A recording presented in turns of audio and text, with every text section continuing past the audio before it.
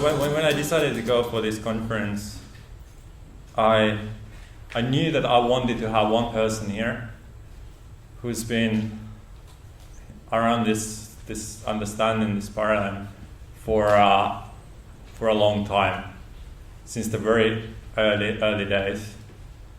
And there are several well-known. I don't know. The expression I like to use is first generation. I don't know if that gets. I don't. Okay.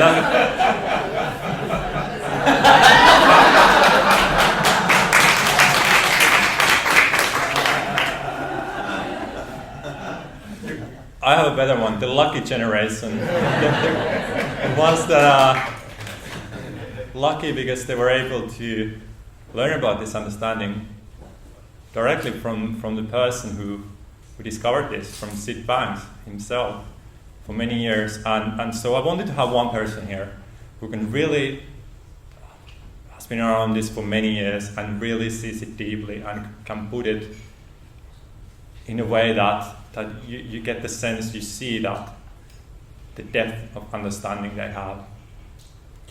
And so there are many people out there, but there was one particular one that kind of like, it was clear to me that I wanted that person here, and I was really fortunate that he was able to come. So Dicken, I just asked him, like, when was it exactly that you kind of first came across this? And it was in 96, right? 86, sorry, yeah, 86. So 29 years ago. 29 years ago, he went to the first event where someone was speaking about this stuff. And since then, it has had, we're probably going to hear about some stories from the years, maybe not. I have no idea. I don't know if he knows about this kind of stuff. But yeah, so with great honor, I get to introduce Dr. Dicken Bettinger.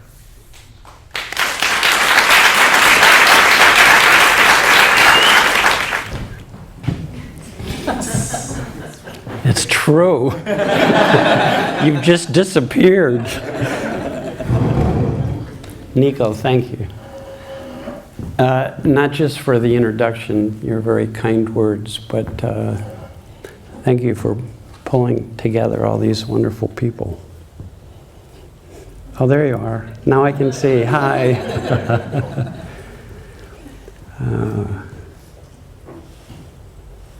I want to thank Lotta and Paul, too, for putting up with me. I mean, putting me up at their home.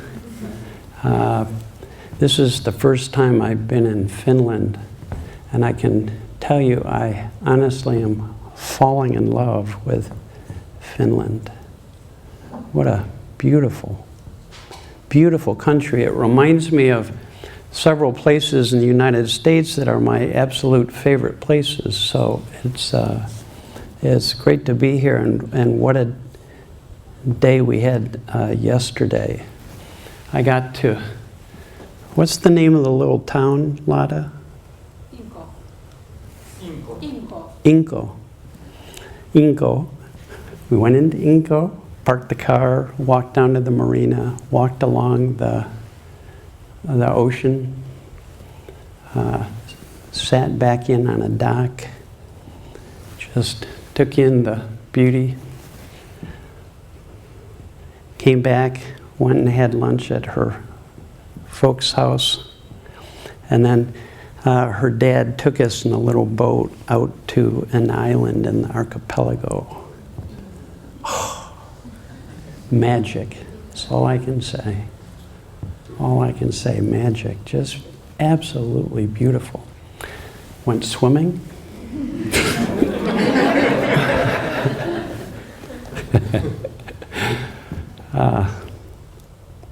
I can tell people I went swimming in Finland.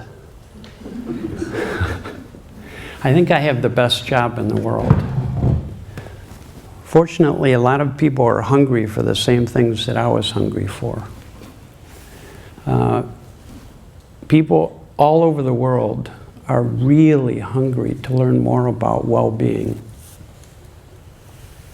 And it's a beautiful, beautiful message that you already have well-being.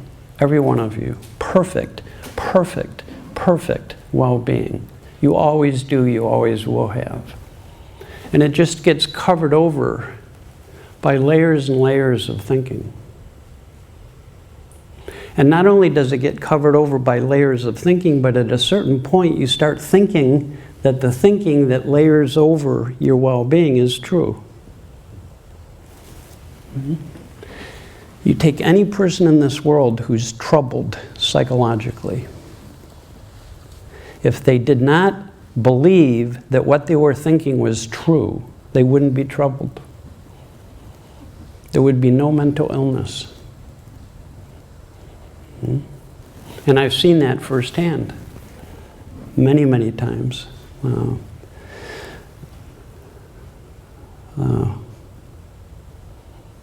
I became licensed as a psychologist. I had been practicing for 10 years. And so I've had an opportunity, or I was practicing for 10 years when I came across these principles. And I had never found anything that was so simple and yet so profound and so immediately helpful to me.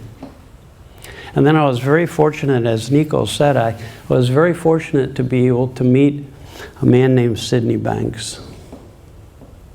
And I hope that if you haven't had an opportunity to hear Sid talk about the principles, that at some point you go online and Google his name, and there are lots and lots of videos, or go to my friends Rudy and Jenny Kennard's website, 3 Principles Movies, and they have video clips of Sid talking.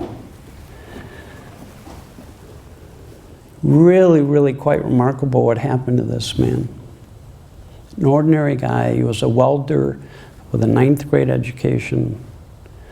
He didn't read books. He was a very hard worker.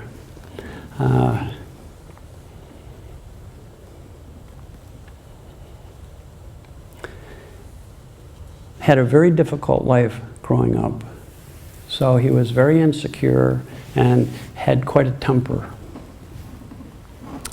And one day he was walking with a man on the beach, and Sid was telling this man how difficult his life was because he was so insecure. And at some point the man said to him, "Sid, you're not insecure. You just think you are." And in that moment, he said it was like an explosion went off inside of him.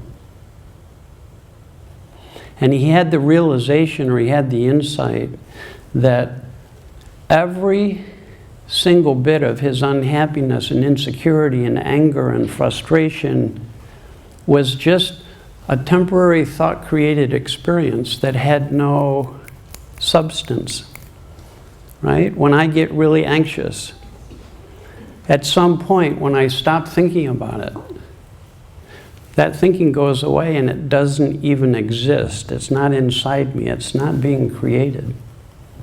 Right? Could you imagine if you realized that there isn't a single bit of your unhappiness or stress or insecurity that has any substance to it? It's just a temporary thought-created experience. That's very powerful. Your unhappiness is an illusion that you can wake up from. You know? Just like you can be in a very bad dream, you can think all of that thinking is true. You can be having a nightmare.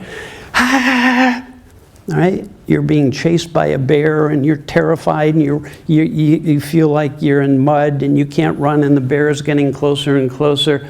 And then you wake up and you go, thank God that was only a dream. Right? And you wake up and you're in a different reality. You wake up and all of that fear begins to dissipate.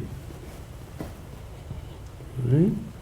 The good news is, well, maybe the bad news first.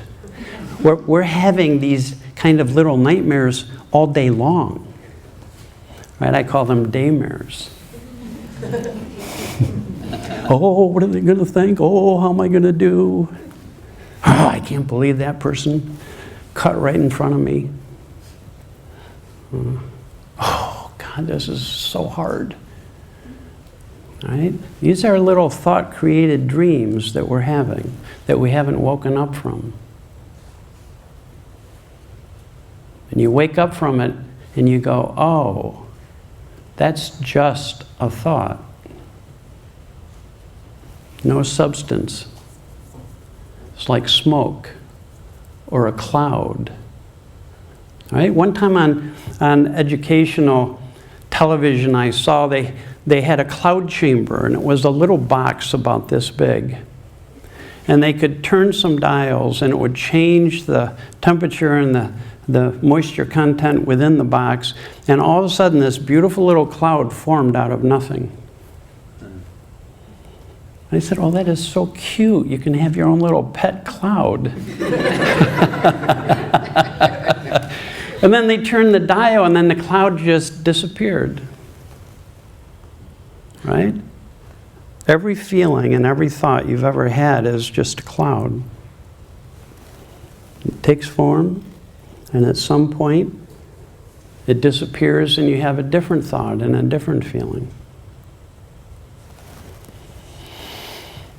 Now, as people have been talking about this morning, it is incredibly helpful to any person, anywhere, when they begin to realize that whatever you're feeling is just a temporary thought-created experience that comes and goes naturally, no big deal.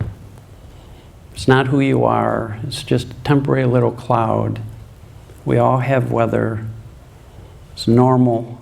You can't not have weather. I feel anxious. I feel stressed. It's helpful for me to know it's just a temporary creation. A number of people asked me before coming up here, are you nervous? And I said, yeah. Oh. They said, yeah, but I don't care anymore. It doesn't mean anything. Right? It's just a little thought cloud. And then it comes and then it goes. Anger, a little thought cloud, it comes and then it goes. But what a difference it makes where you think it comes from. If you don't know that it's a normal, temporary, thought-created experience, and you're going to continue to have all kinds of experiences, no matter how enlightened you become, you still have weather. Right? That what a difference it makes, though, where you think it comes from, because if you don't know that it's a temporary thought-created experience, you're going to be blaming something or somebody. You know who was really happy when I learned these principles? My wife. And I'm going, oh, it's no fun anymore. I can't blame you for how I'm feeling. It took the fun out of a lot of things. I couldn't blame the traffic for being irritated. Right? I couldn't say that my kids were driving me crazy. It's really the birth of self-responsibility. The birth of self-responsibility is that my experience is coming from me. It's being created from thought. It takes blame. Could you imagine if you took blame out of the psychological system of people in the world, where people would stop blaming one another for their feelings? That alone would completely transform this world. Completely. It would be the end of justified anger toward other people. I'm angry, I'm experiencing my thinking. I'm afraid, I'm experiencing my thinking. I feel hurt, I'm experiencing my thinking. It's extremely empowering for people to begin to realize and understand, as people have been saying, that there's only one source for whatever we're feeling or experiencing. Just one. It's all being created from the power that knows how to generate and create human experience.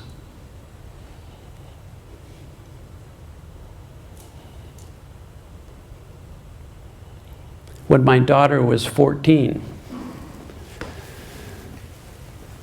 She had her first big insight about where her feelings came from.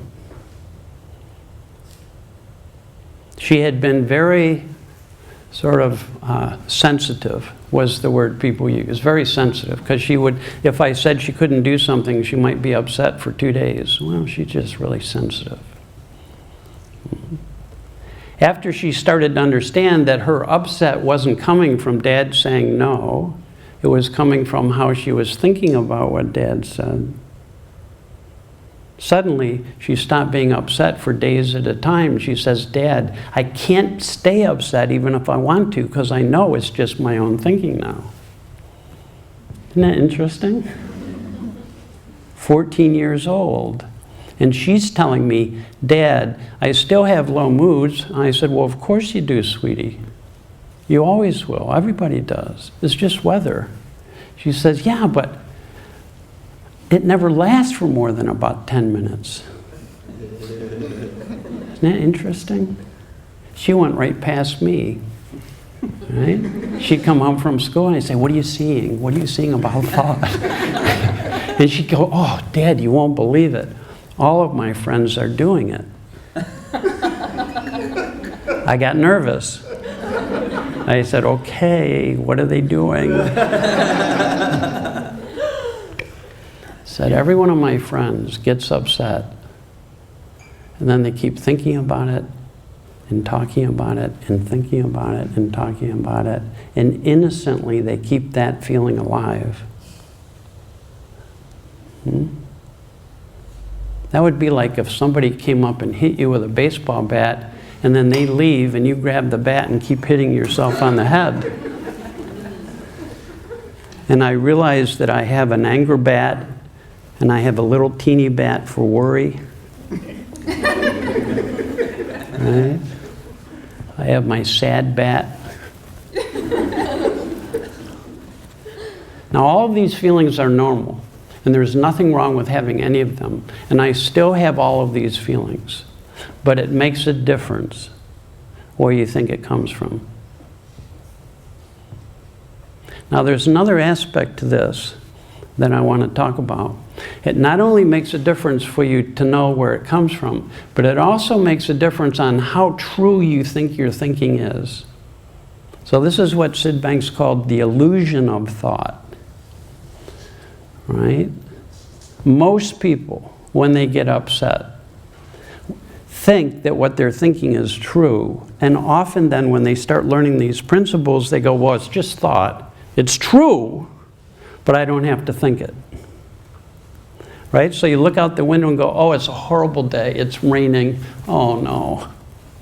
I wanted to do something today, and now it's raining. What a horrible day. Oh, that's just a thought.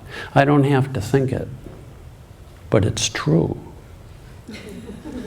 Now, I'm going to suggest to you that not a single thought you have is ultimate truth. It's just made up. It's an interpretation. It's a cloud. This little bundle of energy that's temporarily condensed and then falls away. What a difference it makes when you start realizing that when you're upset, what you're thinking isn't true. Here's an example. This was the first time I saw not only that it was thought, but that it wasn't true. I had a letter to mail.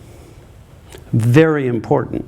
And it needed to get into the mail right away so that it could go out and get to the person the next day.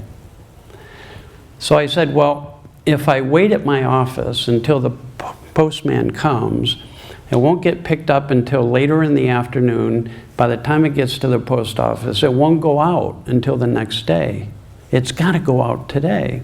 And I said, oh, there's a mailbox down the street. When I go out to have lunch, I'll take the letter with me and mail the letter. Lunch came. I'm walking down the street. I was about 2 blocks away from my office, and I went, oh no. Guess what I forgot? that important letter was sitting back on my desk, going, oh, Dicken, that's so stupid. How could you have? And then all of a sudden, I woke up from that dream. It's like, wait a minute. Who says that someone is stupid just because they forget something? And I started laughing. It's beautiful to not only wake up to the fact of thought, but to wake up to the created reality of it. That it's not ultimate reality, it's just a made-up interpretation. Whatever you're thinking, it's a lousy day. Look at all the things people think are true. I'm unlovable. I can't do this. I'm not very good at this. This is really hard. All right? We have all these different thoughts. I'm good at this. I'm not good at that. I can remember for years, my wife is an amazing singer, and she's been part of singing groups. And we would get together with friends, and they would start singing, and I would go, oh no, they're going to sing. I can't sing. Oh, here we go, la-di-da. I might as well go for a walk. Well, you guys have fun. So for years, I had the idea that I can't sing. One time, my wife came up to me, and she goes, Dicken, you like football, don't you? And I said, yeah, I love football. It's my favorite sport. She says, how many hours do you think you've played football? I said, I can't even begin to count. And she said, and you've had some good coaches too, haven't you? And I said, yeah, I sure have. I said, how many coaches do you think you've had over the years? I said, oh, a lot of coaches. Well, have they been good? Have they been helpful? And I said, yeah, they've really been helpful. I knew she was up to something. I couldn't quite figure it out. She goes, so, how many hours have you practiced singing? I said, well, I've never practiced singing. Well, how many coaches have you had? I mean, you've had coaches, right? Okay. I guess I can't say anymore. I guess I can't say anymore that I can't sing. Who knows? I'm just making that up. It's unbelievable what we make up and then think is true. You know how I used to judge how true something was? By how strongly I felt it. So if I was really angry, what I was making up in my head must really be true. If I was really afraid, what I was making up in my head, it must be true, because look at, I'm feeling this way. Consider for a moment. Consider for a moment. Rather than, it's fun to consider what would happen if you no longer had any of those thoughts in your head. Well, you'd be wide open, you'd be in the present moment, you'd be wide awake, you'd be full of love and enjoyment and happiness, you'd be like a little kid without a lot of limited, judgmental, conditioned thinking.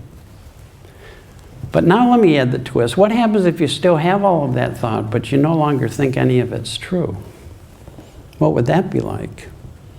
What would happen if you weren't frightened by anything you thought or felt, because it was just thought coming through? That you were in the present moment having thoughts coming through, but they didn't mean anything unless you wanted to consider them having meaning. That's a beautiful, beautiful metaphor, that when we're in a healthy state of mind, we're like the sky, and our thoughts are like the birds, and they're flying through, and the sky doesn't care whether it's a single bird or a whole flock. Doesn't care if the bird is a songbird or if it's squawking. A whole flock, sometimes I have whole flocks of squawking thought. Rah, rah! The crows right? And I'm really annoyed or bothered or frustrated or impatient. But what would happen if they can come through and you no longer believe that any of them were true? That's what happened to Sid Banks in my estimation. His first insight was that none of it ultimately is true. It's not reality. It's a temporary construct. It's an interpretation. It's made up. It's arbitrary. It's one thought out of a gazillion you could have about anything. It's very freeing. Very freeing when you begin to see what Sid Banks called the illusion of thought, so that you can literally wake up from your worst nightmares and go, oh, it really is just thought.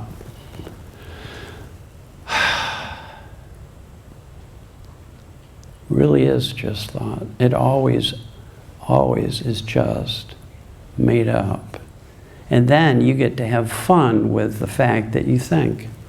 And you get to enjoy your thinking, and you get to decide what thinking you want to get behind. It's very wonderful. And then you can feel anxious, and it doesn't frighten you, and it doesn't mean something's wrong with you, and it's just some birds flying through squawking. Beautiful. That's what I saw when I went out to the archipelago, to the island, is we got close to the shore, and all of a sudden this whole big flock of ducks flew up and flew over our heads.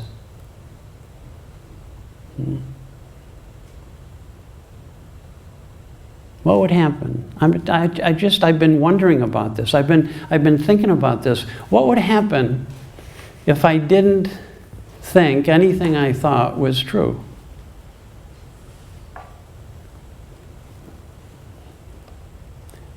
Now, some people go, well, if you didn't think anything you thought was true, how would you live and what would you do? See, here's the good deal. The principle of mind says that all of us are connected to the intelligence behind all of life that knows how to create everything that exists, and it knows how to operate it. Right? Now, what I'm seeing about myself and the clients that I work with is that either when they have nothing on their mind, or when they have a lot on their mind but they don't pay any attention to it and it doesn't mean anything, they don't become passive, they don't become stupid, they don't become uncaring. They paradoxically and strangely enough become more present, more loving, more compassionate. Why is that? Because this intelligence behind life continues to live us when our personal thinking falls away. And it lives us beautifully. I think of wisdom. I think everybody is connected to this wisdom. And I think of wisdom as that when we're aligned with the nature of life, it knows how to live us beautifully. It will bring us all the thinking we need. It brings us the feelings that are helpful to us. It allows us to go through ups and downs, our own ups and downs, and other people's ups and downs. It knows how to do that. It knows how to solve our problems. I had a huge insight this year. I never have to try and figure out another problem. Ever. And decisions still get made. Isn't that interesting? It's really good news that all of us are connected to this intelligence. Right? So if I'm not thinking about something, things keep occurring to me. Oh, maybe I could do this or I could do that. But not only that, but when my head clears, or I'm not caught up in my thinking, or I don't think it's true, I'm just more like a little kid again. You know, when you're first born, you don't think anything you're thinking is true. You start having thoughts like, I watch my little grandkids, and I watch them sometimes start feeling, oh, I'm so stupid. 2 minutes later, it's gone. It doesn't exist. Oh, I can't do this. 2 minutes later, I can do it. All right? Because they don't really think it's true. And then gradually, what happens to all of us is we start paying more attention to the content. We start paying more attention to the content of our thinking and start thinking that what we think is true, and that's the beginning of all kinds of psychological suffering. Okay, I'll tell you some stories, because I think the best way to learn this is by stories. That's how I learned it. That's how Sid Banks taught it, was used mostly by stories. He says stories are the best medium for learning something like this, because the stories bypass your intellect. Right? They bypass your intellect, and if the point of the story is true or resonate as true for you. Okay, my son just got married August 2nd to a delightful woman that I love to pieces. She's fun, she's funny, she's spunky, she is delightful. She grew up going on extended week-long, 2-week-long backpacking trips with her parents into the mountains and into the wilderness. She's an avid lover of the outdoors. She's going to school to learn how to be an environmental educational teacher for young kids, to help them gain greater and greater appreciation for the outdoors. And my son came to me one day and he said, "Dad, could you talk to Autumn?" And I said, "About what?" And he said, "Well, she really is afraid of flying. And I mean, she's really afraid of flying." Right? Now, I didn't find out until later what he meant by that. It means when she gets on the airplane, she starts trembling. It means that when the airplane starts taking off, she curls up into a ball on her seat. It means when they start flying up, she starts crying. It means every time they hit turbulence, she gets terrified and breaks into tears. Now, you wouldn't know this if you met Autumn. She seems fearless. It's unbelievable what she does on these adventure trips. Right? You wouldn't know that she was so terrified. Now, her whole life, her mom was afraid of flying. And would talk about how scary it is, and how scary it is to be on a plane because you're completely out of control and you have no control over when the plane might crash.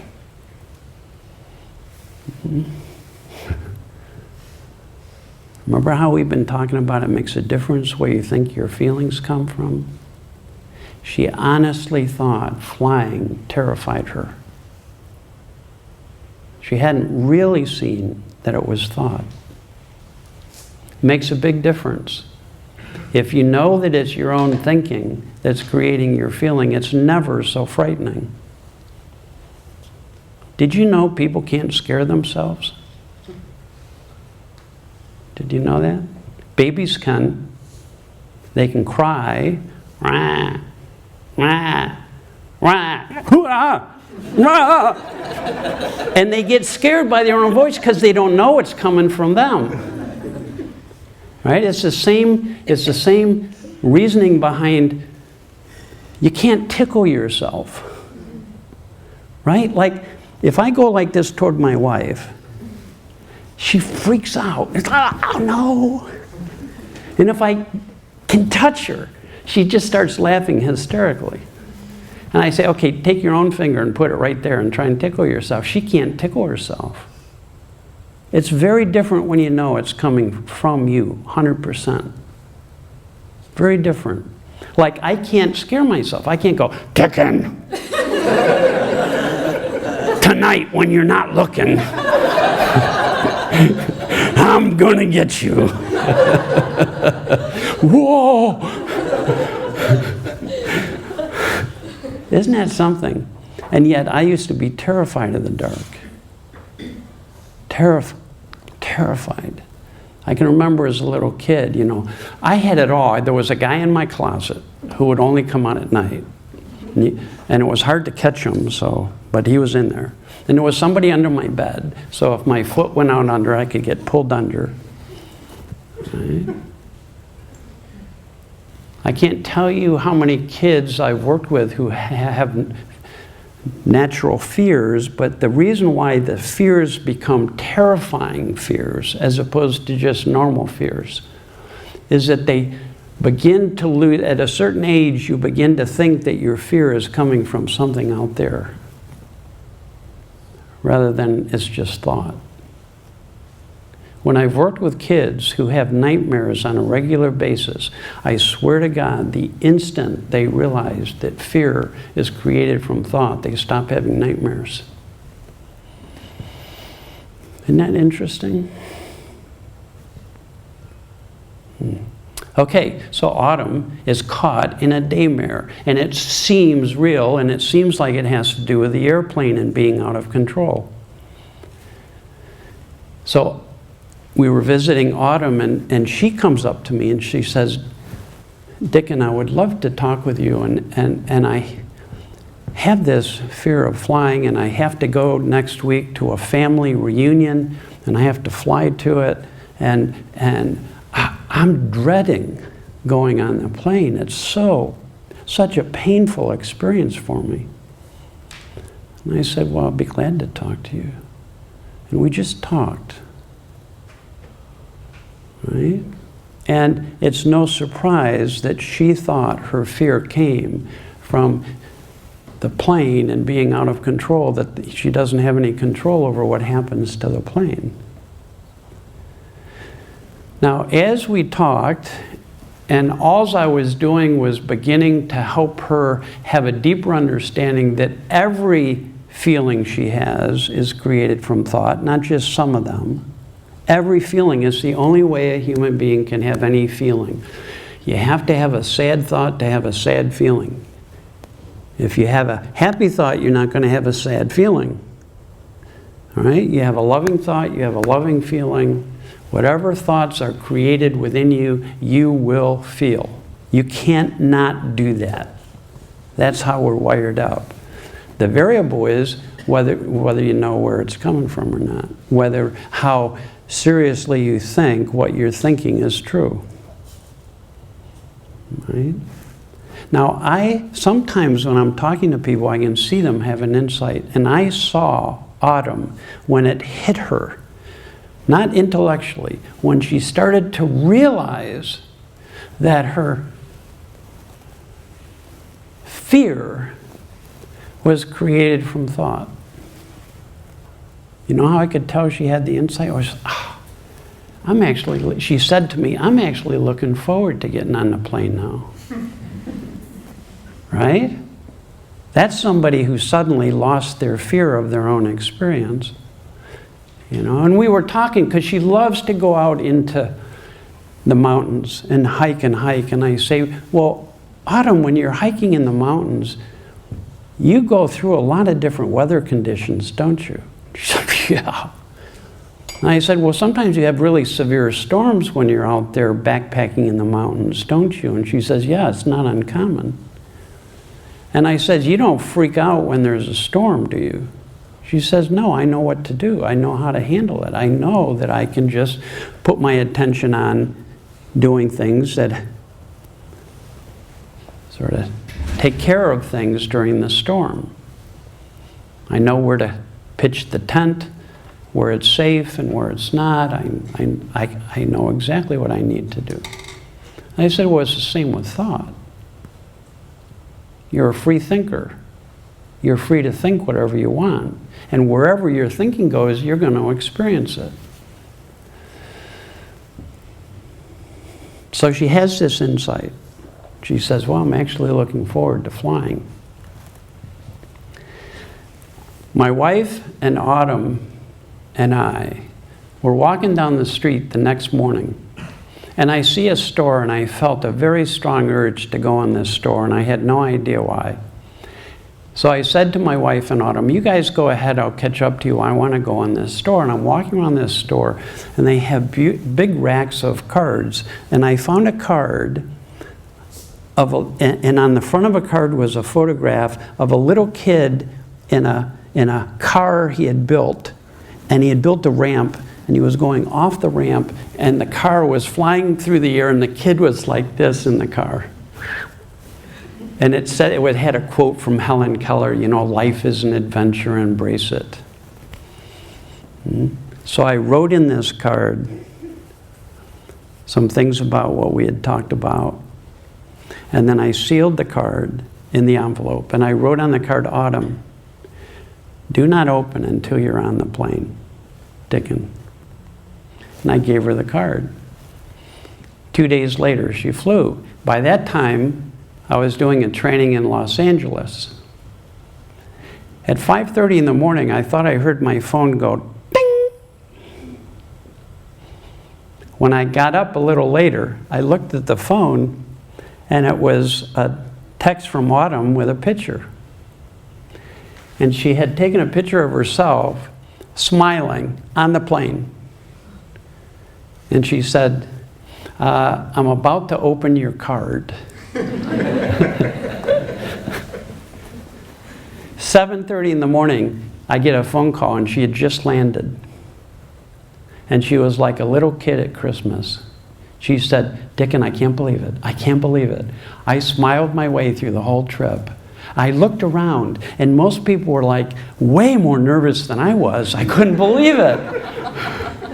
I couldn't believe it. Right? Isn't that something?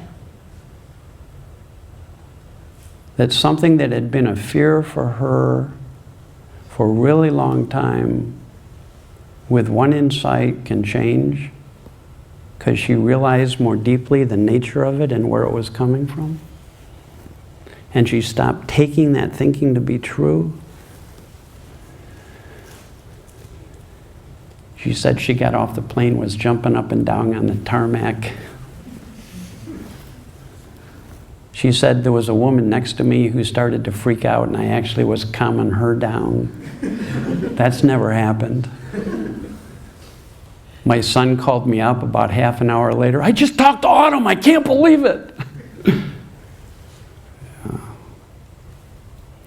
That's just one example of someone having an insight about where feelings come from and the nature of thought, which is illusory. She just flew on her honeymoon to Barcelona. She had to take 3 long flights there.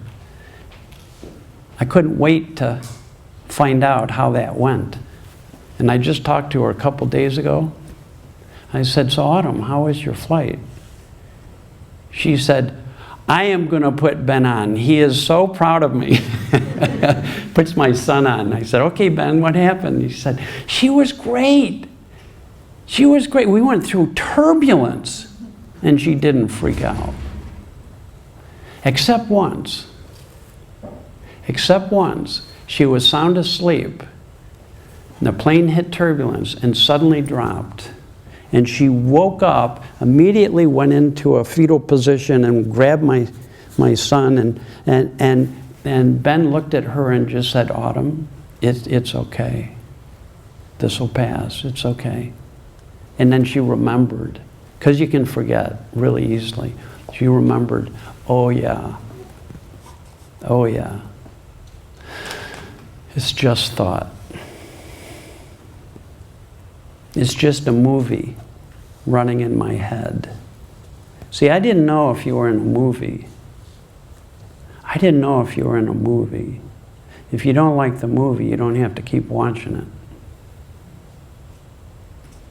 Most people, when I see them upset, keep thinking and focusing on it and thinking about it and thinking about it and thinking about it. Like my daughter said, Dad, all of my friends do it. They keep focusing on it and thinking about it and talking about it and thinking about it and talking about it. Do you know why I like the word illusion? The illusion of thought. Illusion means things aren't as they appear to be. Like one classic example of that. We're on vacation on an island in Maine, and I like to go for walks late at night, especially if there's a moon out, and go through the trails of this island, because at night all the animals come out, so you can see moose and deer and owls and porcupines and all kinds of things. And I'm walking through, and I'm about to step down, and I look, and there's this huge snake across the trail. And I'm just about to step on it. And if there was an event in the Olympics, the backwards broad jump, gold medal. I jumped way back, grabbed my flashlight, put it right on the snake, and it was a log. It was a stick. That's an illusion. I thought it was one thing and it was something else. I tell you, we get tricked every day. There's only one trick. There's only one trick. At times during the day, you're going to think what you're thinking is true and you'll be tricked. Now, if you look at it more closely, you can't find that thought. You can't even find the feeling. If you look right at it, it dissolves because it's just like a cloud. It's a temporary condensation of energy. Literally, that's all it is. That's all thought is. That's form thought. Another illusion is like a mirage. One time on vacation, we were driving through the desert in the United States, and all of a sudden it was just like they say. It's like it looked like there was a huge lake out in front of us. The only problem was you keep driving and driving, you never get to the lake. It's just an illusion created. To begin to see the illusion of thought is very powerful. So let me give another example. I'm working with the CEO of an extremely large company, they would get multi-million-dollar contracts on a regular basis. And the CEO was a wonderful guy. I really liked him. And we got to know each other. And when I first met him, he was living with extreme levels of stress. So like one day after work, I went with him we were in a hotel at a training that I did for his company. We go down to the bar and I see him order a double martini. And you'd think it was a glass of water. And he got a second double martini. I'm this far through my drink. He has a third double martini. Now it's just like 6 drinks, right? No effect apparent. His voice didn't change, because he'd been doing this so long, he was acclimated to it. Do you know what would happen to me if I had 3 double martinis in a row?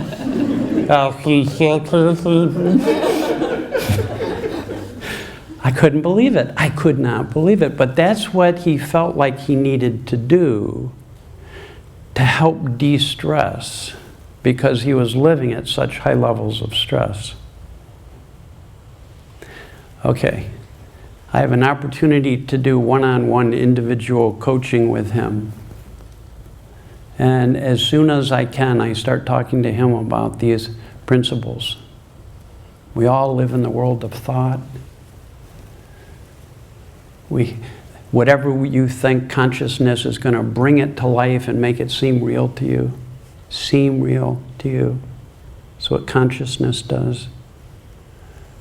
And we're all connected to a deeper intelligence. We all have the capacity for wisdom and common sense and love and compassion and understanding, and it's hardwired and built into all of us.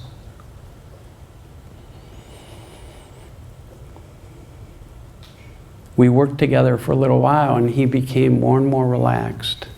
Because when you realize that your stress is not caused by circumstance, you begin to realize it's thought, and if it's just thought, it's not so frightening, and you begin to relax because you see that when you relax and your thinking clears away, the stress goes away. And you begin to realize it's not really circumstantial, it's, I thought it was. If you think a circumstance causes you upset or stress, whenever you're in that circumstance, there's an extremely high likelihood you're going to feel whatever you typically feel by habit. If you think a certain family member makes you really upset, whenever you're with that person, there's a good chance you're going to get upset. That happened to me. There was one person in my family who said, it really is them. Right? This is the exception to the 100% rule. Okay, so this CEO comes up to me and he says, Dicken, I now realize how much thinking and stress I was living in and how little I understood where it was really coming from. And I can't tell you, I feel a fraction of the stress that I used to feel. And as my stress is going away, I automatically begin to feel better and think better. So it's unbelievable how much I'm enjoying my job now. And I was really at the point where I thought I was going to have to leave this kind of work because it was taking too much. It really started to affect his physical health big time. He said, Dicken, before I learned these principles, if I thought about the moment in my life when I felt the most relaxed, it would be one time with my grandson. I had him on my chest as a baby, and I laid down on a couch in my house, and the two of us fell asleep together. And I've never felt so much peace of mind in my whole life. He says, you know what? I have that same experience about 50 times a day now. That's the power of beginning to see where feelings come from. That's the power of beginning to not only see where it's coming from, but see the illusory nature of it, so you don't think that, well, it's true and I don't have to think it. It's not true. It's not truth. Right? The thought that I had, oh, I'm so stupid because I forgot, that's not true. It's just made up. Any thought you have ultimately is just made up. When it falls away, you don't become passive, then wisdom lives you beautifully. In sports, when your head clears of everything you're thinking, the less thinking you have in your mind, you don't become passive, you become totally in the zone, you're in the game. Your head is in the game. I had coaches that would say, Dicken, sit down on the bench for a while. You need to get your head back into the game. You need to get your head back into the game. I tell you, it's extremely liberating when you begin to not take the content of your thinking to be ultimate truth. It's really helpful. Sid Banks used to say things like, if you're listening to someone talk, pay no attention to their words. Don't listen to their words. Or he'd say, when I talk, don't listen to my words. And for a long time, we didn't understand what he meant. We said, wait a minute, we're coming here to hear what you have to say. What do you mean, don't listen to my words? Well, here's the deal. If I'm with somebody and they're talking to me, and I'm not paying attention to their words, I don't start thinking that every word they say is truth, and I don't start thinking about what they're saying. You know what that means? I just have less thinking on my mind. You know what happens when you listen to people with less thinking on your mind? They feel like you're really listening to them. And you are. Because you can't think and listen at the same time. My wife used to say to me, Dicken, you're not listening to me. Because I had so much thinking on my mind. I said, yes, I am. She said, no, you're not. I said, I've taken courses. How many have you taken? I'm doing everything they say to do and listening. I could mirror her language. I could do all kinds of things. She says, you're not listening. I can tell. It wasn't until later I began to realize how much thinking I had on my mind when I was with people when they were talking. And then I woke up and that's thought. And as that began to fall away, when you really become aware of the fact of thought, whatever you're thinking begins to quiet down and fall away. If you really see it, it begins to just, as Jamie said earlier, if you really see thought, it throws you back into the present moment. You know how Sid defined the present moment?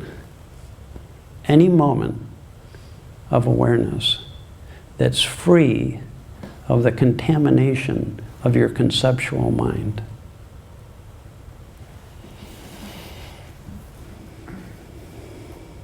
Any moment of awareness that's free of the contamination of the conceptual mind. So if you don't take your thinking to be true, do you know what that means?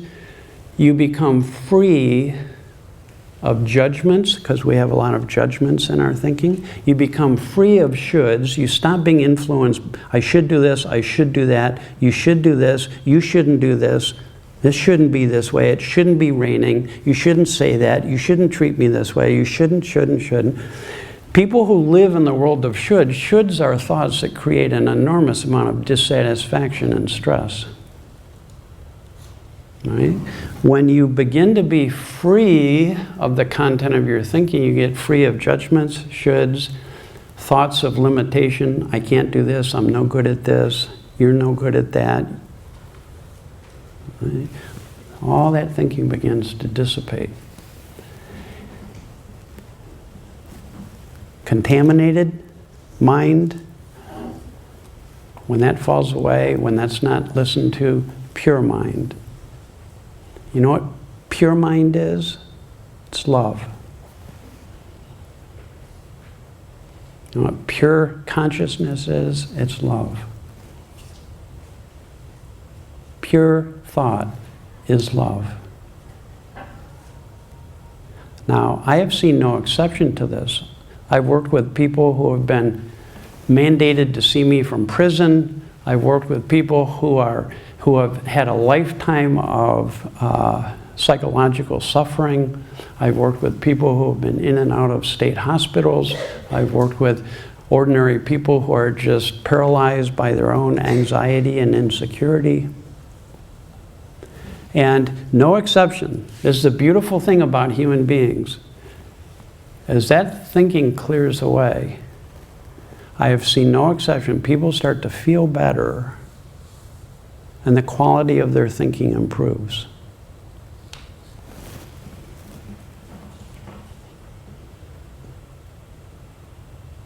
When we feel better, we feel more connected to life and to people. That's why we can talk about love being fundamental to all of us. It's built into us as our nature. That's no different than saying when the clouds and the storms part, there's blue sky, and in that blue sky there's a sun that brings warmth and nourishment. In spiritual teaching, wisdom is often, the metaphor for wisdom is often light. You become enlightened. More light means more love, more understanding, more compassion. Everybody I know exhibits love and compassion and understanding as they fall out of the influence of their conceptual mind. When they're not being influenced by their conceptual mind, we stand free. We stand free. Free of the contamination of our own thinking, free of the distortion of our own thinking, free of the judgments within our own thinking. All right? Then wisdom lives us beautifully. It talks us, it moves us, it tells us when to go to sleep, when to get up, when to move. It just picks us up and moves us. It does a good job. All right? That's why they say when your ego gets out of the way, wisdom lives you beautifully. Your ego is when you're wedded to your own personal thinking and think it's true. And then you become limited by something that's just an illusion. You became limited in the same way I was sure it was a snake. I was sure there was a lake in the desert. I was sure I was stupid. Autumn was sure that it was the plane terrifying her. The CEO was sure that his stress came from the amount of responsibility he had. What's it look like to be free of the influence of your conceptual mind? My last story. This was actually the story that when I remembered it and thought about it was why I wanted to talk to you and what it was I really wanted to talk to you. It came from this story. I have 2 grandkids, Jacob and Eva. Jacob is 10, little Eva is 6. One time I'm putting Eva to bed, and I love putting her to bed. She cracks me up. She is so funny and fun. She is just one of the happiest little kids that I know. And so she picked out some books for me to read, and I'm reading one book, and she picked it because it's a pretty funny book. So I'm reading it to her, and all of a sudden we come to the funny part, and she starts laughing and I start laughing. And we're looking right at each other, laughing. It's so beautiful to share laughter with people and be looking right in their eyes. It's just like, boy, talk about love, talk about connecting, talk about the absence of shoulds and judgments and barriers and limitation. It's just connecting, free of the contamination of our conceptual mind. Now here's the cool part. I'm reading through and I come to a part that's not funny, and she starts laughing and she's looking at me.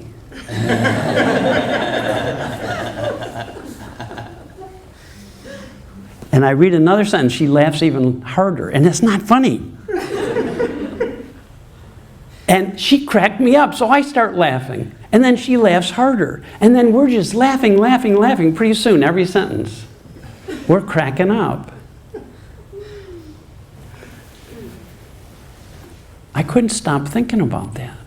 What happened? Why doesn't that happen in all of our relationships?